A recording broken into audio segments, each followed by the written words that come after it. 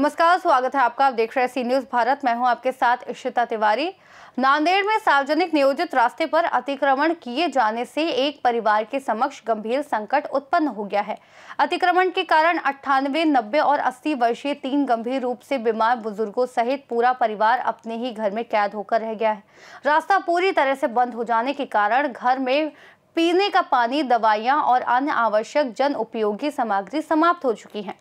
स्थानीय ग्रामीणों के अनुसार जिस रास्ते पर अतिक्रमण किया गया है वह ग्राम पंचायत में विधिवत दर्ज सार्वजनिक नियोजित रास्ता है। बावजूद इसके कुछ प्रभावशाली व्यक्तियों द्वारा इस पर जबरन कब्जा कर लिया गया।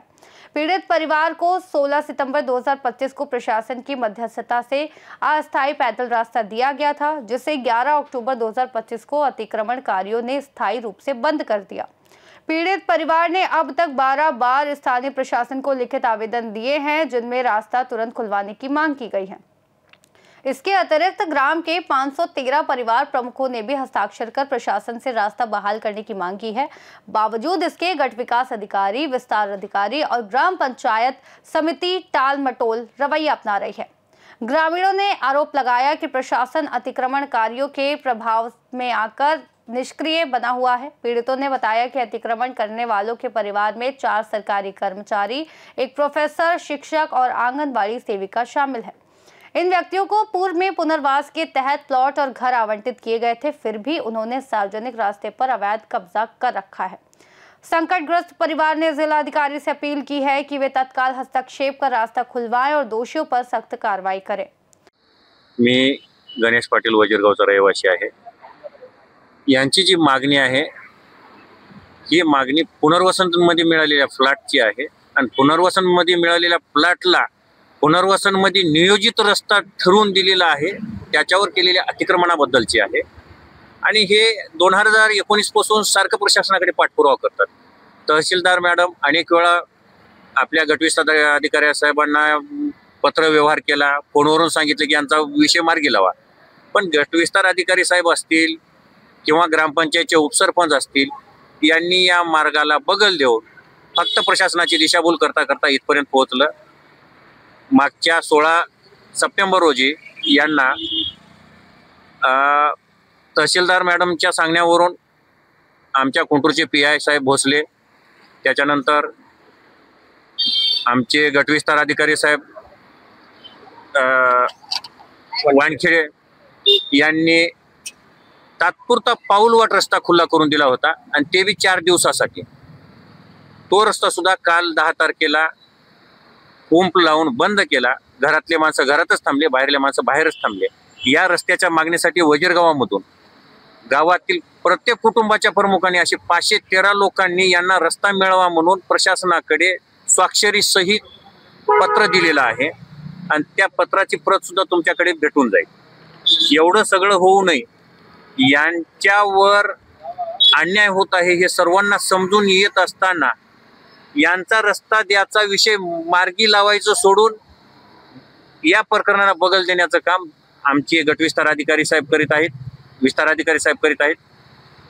आता यांना रस्ता मिळण्यासाठी कलेक्टर साहेबांनी पण 4 वेळा प्रयत्न केले, त्यांनी प्रयत्न करूनही आजपर्यंत रस्ता मिळालेला नाही। या सगळ्या व्यतिरिक्त आता यांच्या पुढे एकच पर्याय आहे, घरातल्या माणसांना बाहेर येण्यासाठी आणि हे बाहेर थांबलेल्यांना घरात जाण्यासाठी जोपर्यंत रस्ता खुला होणार नाही तोपर्यंत हे आमरण उपोषण चालूच राहील।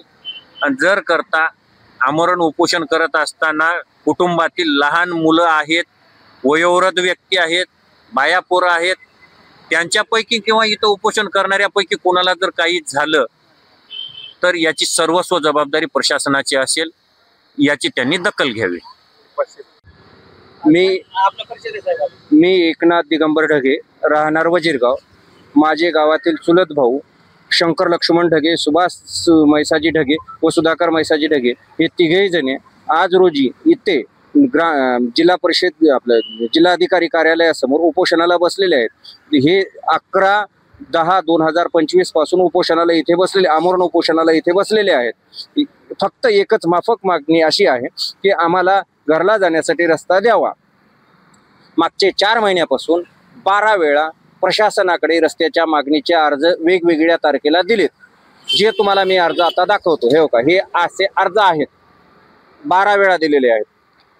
त्याच्यामध्ये ग्रामपंचायतला दिले, तहसील ऑफिसला दिले, BDO ऑफिसला दिले, CO ऑफिसला दिले, माहिती SP ऑफिसला दिलेले आहेत अर्ज. हा, त्याच्यामध्ये ग्रामपंचायत कार्यालयाने 11 जून रोजी सदर स्थळावर येऊन पाहणी केली. पाहणीमध्ये स्थळ पंचनामा केला. त्या स्थळ पंचनाम्यात उत्तर दिशेला रस्त्याची जागा शिल्लक असल्याची स्थळ पंचनाम्यात लिहिलेले आहे. पण तेव्हापासून रस्त्याची जागा असून सुद्धा ग्रामपंचायत कार्यालय किंवा BDO ऑफिस रस्ता काढून देण्यास बिलकुल अजिबात तयार नाही. ही आमची जी मागणी आहे, हे गावच आमचं पूर्ण पुनर्वसन झालेलं आहे. पुनर्वसनच्या लेआउट प्रमाणे प्लॉट असताना, लेआउट प्रमाणे रस्ता असताना ग्रामपंचायत कार्यालय रस्ता कसा देता येणार नाही याच बाजूने तयारी करत आहे आणि प्रयत्न करत आहे. 12 जुलै 2025 रोजी तहसील कार्यालय नायगाव यांच्या समोर उपोषणाला बसलो होतो. तेव्हा सन्माननीय तहसीलदार मॅडम गायकवाड मॅडम यांनी येऊन सांगितलं की तुम्ही आज इथे उपोषणाला बसू नका, मी तुम्हाला लेखी पत्र देते आणि मी स्वतः स्थळाला पाहायला येते असं सांगितलं.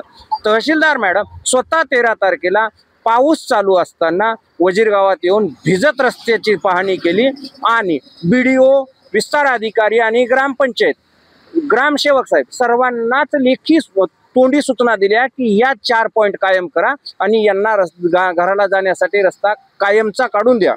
आणि आम्हाला सांगितलं की तुम्हाला आम्ही कुठल्याही परिस्थितीत पुढच्या 1 महिन्यात रस्ता काढून देऊ. पण 1 महिन्यात काय पुढे रस्ताच मिळाला नाही. मग परत रस्ता नसल्यामुळे जायचं कुठे म्हणून जे होता चालू रस्ता तो बंद झाल्यानंतर ग्रामपंचायतला वास्तव्यासाठी गेलो असता 14 सप्टेंबर 2025 रोजी, 14ला रविवार होता. 15 तारखेला ग्रामपंचायतचे सरपंच आले.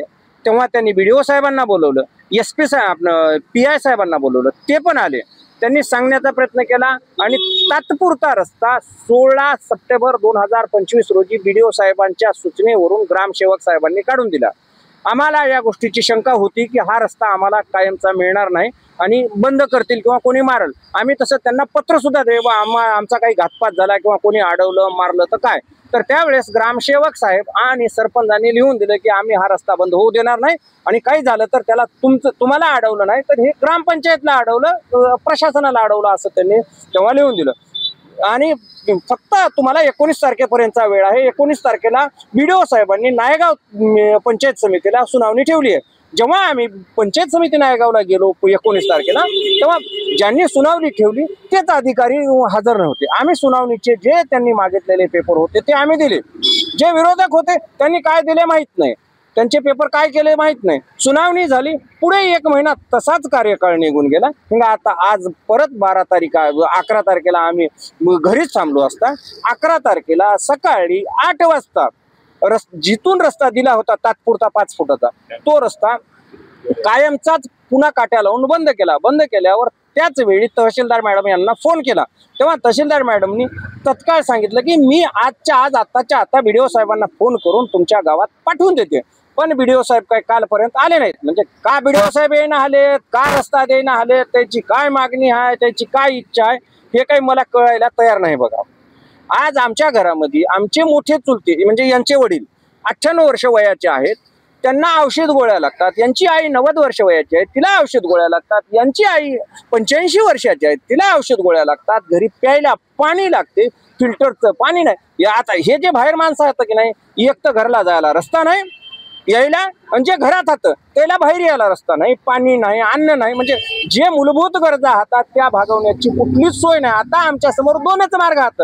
एक तर प्रशासनानं रस्ता द्यावा, नाही द्यायचं तर मग आम्हाला इथं आहे त्या परिस्थितीत मरू द्यावा. रस्ता दिला तरच जागा सोडायच्या, नसता जागा सोडणं नाही. काय कुठंही मरायचं, इथंही मरायचं, कुठंतरी जाऊन हिरीत आडात त्या गंगत मरण्यापेक्षा इथंच मेलेलं काय वाईट आहे, म्हणून इथं बसलेले आहे आम्ही. आणि आता पुढची भूमिका एकच आहे, प्रशासनानं रस्ता द्यावा, नाही रस्ता दिला तर आम्ही इथं मरणार आहे. याची जिम्मेदारी 100% प्रशासनाची आणि ग्रामपंचायतची आहे. ग्रामपंचायत 100% जाणीवपूर्वक टाळाटाळी करायची. ग्रामपंचायत म्हणण्यापेक्षा उपसरपंच आणि सरपंच. मी एकनाथ दिगंबर ढगे, राहणार वजीरगाव.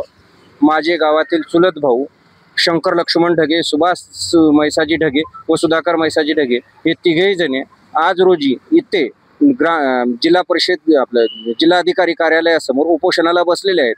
हे 11/10/2025 पासून उपोषणाला इथे बसलेले, आमरण उपोषणाला इथे बसलेले आहेत। फक्त एकच माफक मागणी अशी आहे की आम्हाला घरला जाण्यासाठी रस्ता द्यावा। मागचे 4 महिन्यापासून 12 वेळा प्रशासनाकडे रस्त्याच्या मागणीचे अर्ज वेगवेगळ्या तारखेला दिलेत।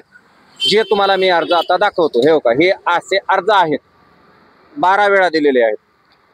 त्याच्यामध्ये ग्रामपंचायतला दिले, तहसील ऑफिसला दिले, BDO ऑफिसला दिले, CO ऑफिसला दिले, माहिती SP ऑफिसला दिलेले आहेत अर्ज। त्याच्यामध्ये ग्रामपंचायत कार्यालयाने 11 जून रोजी सदर स्थळावर येऊन पाहणी केली। पाहणीमध्ये स्थळ पंचनामा केला। त्या स्थळ पंचनाम्यात उत्तर दिशेला रस्त्याची जागा शिल्लक असल्याची स्थळ पंचनाम्यात लिहिलेले आहे। पण तेव्हापासून रस्त्याची जागा असून सुद्धा ग्रामपंचायत कार्यालय किंवा BDO ऑफिस रस्ता काढून देण्यास बिलकुल अजिबात तयार नाही। ही आमची जी मागणी आहे, हे गावच आमचं पूर्ण पुनर्वसन झालेलं आहे। पुनर्वसनच्या लेआउट प्रमाणे प्लॉट असताना, लेआउट प्रमाणे रस्ता असताना ग्रामपंचायत कार्यालय रस्ता। नांदेड़ से सी न्यूज़ संवाददाता भारत मानवे की रिपोर्ट। इस खास रिपोर्ट में इतना ही। देश और दुनिया की तमाम बड़ी जानकारियों के लिए देखते रहिए सी न्यूज़ भारत।